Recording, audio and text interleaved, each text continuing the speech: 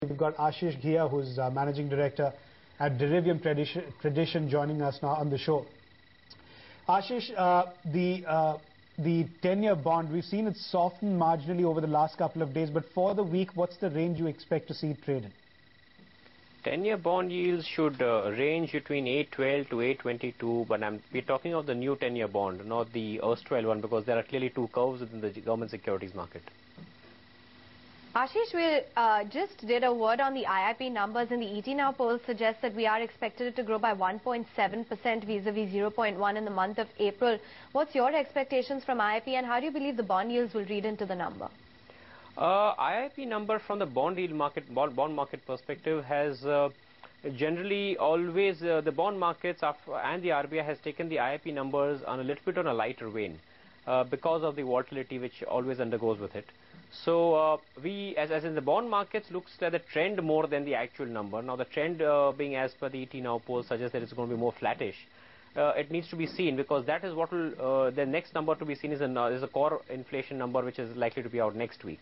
I mean, these things will determine more of a trend rather than the actual number itself. The liquidity picture, would you say, is improving from earlier levels, and do you expect that it will look a lot better going forward?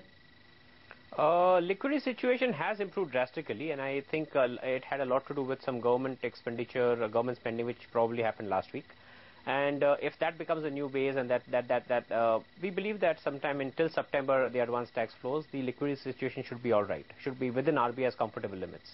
But also, Ashish, just a week back, we had one of the senior officials from the Finance Ministry saying that there is the likelihood of the overall government borrowings program announcement being actually the borrowing being a lot less than what they've announced. Does the market view that as possible? Markets don't view it as a possibility, but there is an underlying theme which is kind of gaining serious trend. For example, the government has not relied on RBI's WMA window significantly at all in the first quarter. The government has reduced the treasury bill auction as to what they had given before. So in the light of that, if the government official says that the dated securities program is going to be reduced, well, it would be given lesser probability, but I believe there is an underlying trend which there's some people who believe that that can be a possibility. Even if they do it, it all happens, we believe, in the last quarter of the fiscal year. So it's too early to say right now.